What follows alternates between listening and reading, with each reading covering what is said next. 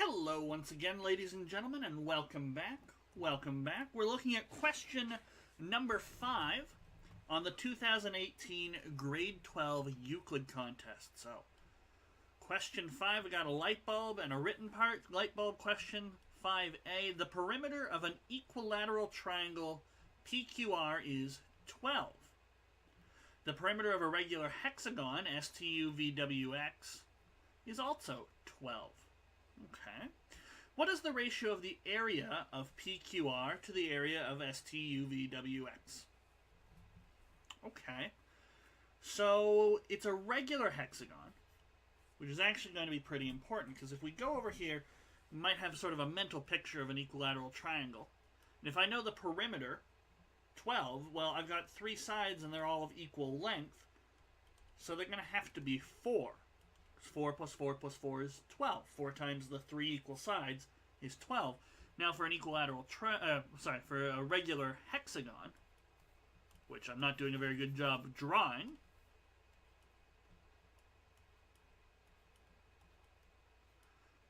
we've got 6 equal sides. Okay? And so 6 sides, you add up the sides to get the perimeter. Each of these is going to be equal, and it's just going to be 2's. We're going to have 6 2's, because 6 2's makes 12. And you might say, okay, great, but I don't remember my formula for the area of hexagons. And you shouldn't. There really isn't a formula for the area of hexagons. Now, for regular hexagons, there is a formula in terms of things like side length. Okay? It's a good formula, but it's not one that often comes up, and we don't even need it. For this one. But, you know, if you knew your formula for the area of a hexagon and you had a formula for the area of an equilateral triangle, which isn't that hard to find, then yeah, you could compute the areas of these two.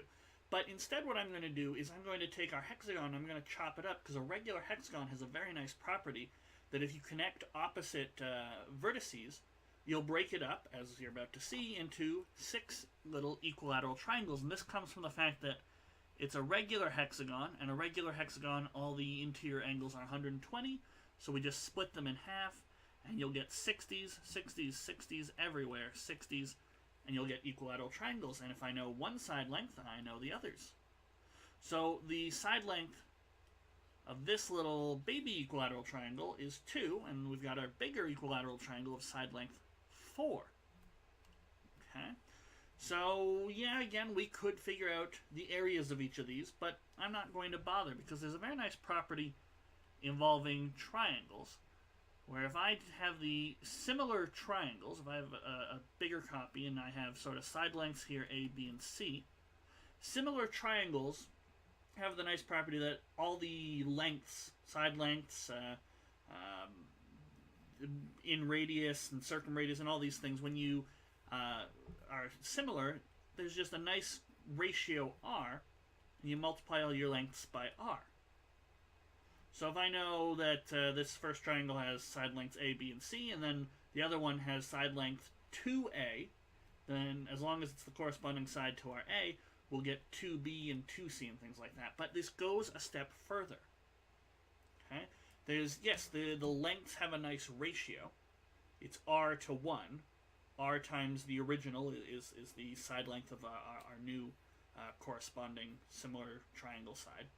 But the areas have a similar correspondence. But it's not R to 1. It's not multiply the area by R and you get the area of your other triangle. It's R squared. Okay? The reasons for this roughly is length is a one-dimensional thing, so we only stretch it once, whereas area gets stretched one way and then it's stretched in another dimension, so it's stretched by R twice. That's always how I sort of think about it. And the same thing holds true for volume. If we had similar tetrahedra, a side length multiplied by 2 would mean that an area is multiplied by, the area of a side might be multiplied by 4, but the volume would be multiplied by 2 cubed, which is 8. And this continues on, but it's irrelevant to the discussion. But the point is, I've got 2 equilateral triangles. So obviously they're similar. One has side length 2, the other has side length 4, so I can figure out this nice ratio. Okay? So, we'll say, what specifically do we want? What's the ratio of the area of triangle PQR to the triangle STUV? So I'm going to call this triangle A, I'm going to call this smaller triangle B, and the hexagon I will call C. It's a light bulb question, so I don't actually have to show this work if I don't want to, but the ratio of A to B is, well, I've got a side length of 4 to a side length of 2. So that's the ratio of the side lengths, so the ratio of the areas, we square it. 4 squared to 2 squared, so that's 16 to 4, or dividing by 4 on both sides, it's 4 to 1. Okay? So this has, A has 4 times the area of B. Okay? Now how does B relate to C? Well, the ratio from B to C is 1 length of B is 6 lengths of, I said length, 1 area of B is 6 C's. Okay? B to C, because C has 1, 2, 3, 4, 5, 6 C's in it. Okay? So putting this all together, the ratio of A to B to C would be 4 to 1 to 6. And I just want the ratio of A, my equilateral triangle, to C, my hexagon. It's going to be 4 to 6. And that's all I would need to put in the box provided. And again, you don't have to be thinking about this in terms of similarity and ratios. If this isn't your sort of thing, you know, just have an equilateral triangle formula, area formula memorized, and you will finish this question quite some time ago. Okay? But, you know, you'll notice I didn't have to use a single formula. I didn't really have to do any calculations. I mean, the most stressful thing there was 4 squared. And if you're doing question 5, you probably know what 4 squared is. Anyway, we're not done question 5 yet. We still have 5b to do, so let's take a look at that. And what have we got for 5b? In the diagram, sector AOB, so it's a sector of a circle, I'm going to guess. So already I'm going to put some radii on here. And I might need to know the angle, so we'll call it theta here. AOB is 1/6 the entire circle with radius AO. BO, oh, and it's 18, so I didn't need this R. I really need to read the whole question before I start writing things down. And this 1/6 is going to tell me that this theta here that I've put is 60 degrees. But we'll get to that in a moment. The sector is cut into 2 regions with a single straight cut through A and point P on OB. The areas of the 2 regions are equal. Determine the length of OP. Okay. So, what can we do here? I'm gonna, of course, draw a copy. Let's get a fresh piece of paper. We'll draw a big sector here.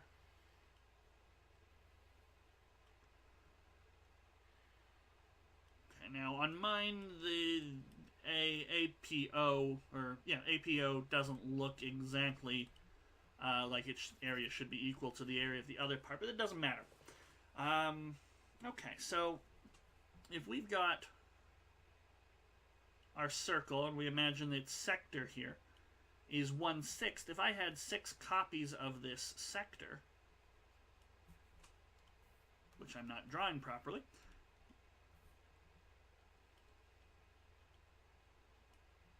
so if I had 6 copies, we'll add in another one, then that would make up the whole area, but this same angle is going to be at the center each time. We know that around a full, around any point is a full 360 degrees, so 1/6 of that is going to give us an angle of 60 here. And we should mention that, so we can say angle AOB is 1/6 of 360 degrees, or you could say 2 pi radians if you wanted to.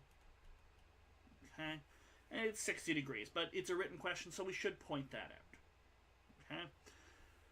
So that's fine. Now, we want the area of AOP to be equal to APB, whatever you call this sort of a shape here. Alright, so what can we do from there? Well, I suppose we could say something like drop a height here. We call this H. And with the 60 degrees, can we figure out H? Well, we'll have a 30 degrees up here. And, might not. Let's see. They didn't tell us anything specific about P. No, they didn't. But, well, we'll know that the base here is 18. And triangle APO has area 1/2 of sector AOB. Okay. So,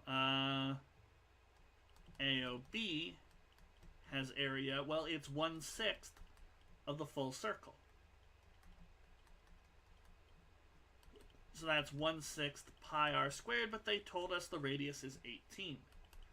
A 6 and an 18 cancel out to leave a 3, so this will be 3 times pi times 18, and that'll be 54 pi. Okay, so triangle APO has area 1/2 54 pi, 27 pi. Okay, so now, referring back to my picture, I'm going to say let H on AO be such that PH is perpendicular to AO. Let H be equal to PH. And then 27 pi is the area of triangle APO, which is 1/2 base of 18 times height H, and that's going to be 9H. So divided by 9 on both sides, H is 3 pi. So this height here, we've now figured out is 3 pi. And now, because I've got the 60 degrees here, it's a 30, 60, 90 triangle. So we'll say triangle HOP is a 30, 60, 90 triangle. People marking know what this means, by the way. I know I say it a lot, but you know, I am one of the markers for, I mean, not this early a question, but I am a marker, and, you know, we chat, and everyone down there knows 30, 60, 90 triangles, because everyone down there makes up contests, there's administered contests, and things like that. So we know 30, 60, 90 triangle. You don't need to justify it. If you want to break out the trigonometry, if you feel more comfortable actually showing me sines and cosines and things like that, go ahead. But if you want to, just say 30, 60, 90 triangle. It's just as quick as if you said, oh, it's an isosceles right angle triangle, so the hypotenuse is x root 2, where x was one of the legs there. Okay, you don't need to be that specific. You don't need to bust out the trig for something, such an object that like a 30, 60, 90 triangle. This is a very, very basic thing. So, and you can say the sides have a ratio, but we know the ratio of 1 to 2, or sorry, 1 to root 3 to 2. Let's clean that up.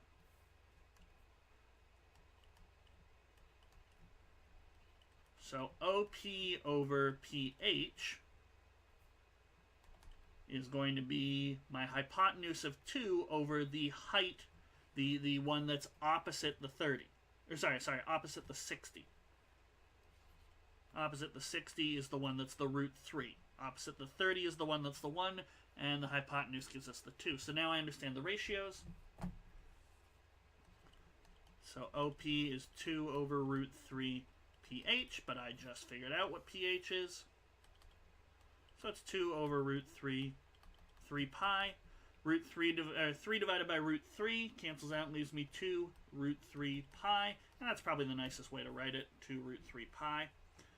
I suppose you could say 2 pi root 3, but I usually keep my algebraic numbers before my transcendental, so that's just me. Okay? But there we go, and we've justified each step. We figured out the angle, we figured out the area, we got half the area, we created a height, we got that height, and we used the 30, 60, 90 triangle to get the final answer, and we did want OP, right? Yep. We wanted OP, there we go. So, up next will be question number 6. We are over the halfway point, and stay with me as we continue on with the 2018 Euclid paper. I'll see you next time.